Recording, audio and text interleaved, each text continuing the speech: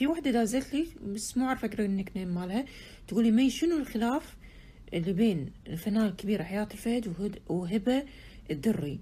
الموضوع كان باختصار شديد ايام مسلسل الداية، ما ادري شنو صار من خلافات في العمل، ان هبة صرحت انها رفضت العمل في الداية لانه طلب منها ان تلبس ملابس خادشة او ان مثل مسلسل تراثي.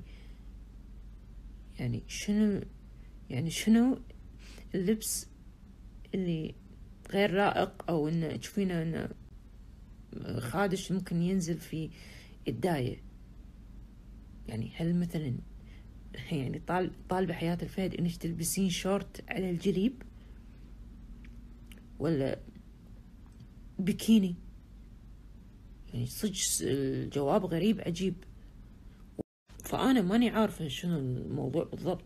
فالمهم انه وصل الموضوع حق سوزان، خذت موقف وبطلت، وعلى الرغم من اعتذار هبة أكثر من مرة حق سوزان، إلا إن سوزان رافضة يعني الصلح، وهذا شيء راجع لها.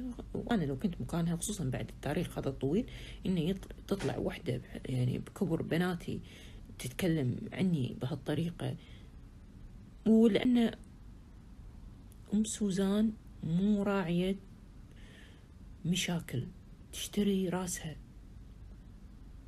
للأسف في أشخاص كثيرين يخطئون في حق حياة الفهد، نفس طارق العلي، وطالع المسرح ويقول I am sorry سوزان. مفروض سوزان تقول واو أنا ما صدقت إنك اعتذرت لي، لا أنا كنت ناطرة اعتذارك، لا أنا محدش عايزه. في واحدة دزت لي سؤال غريب، تقولي مي شنو سر بياضك؟ أتسبح بطحين، يعني شو تتوقعين سر بياضي؟ الله خالقني بيضة، صدق انتي؟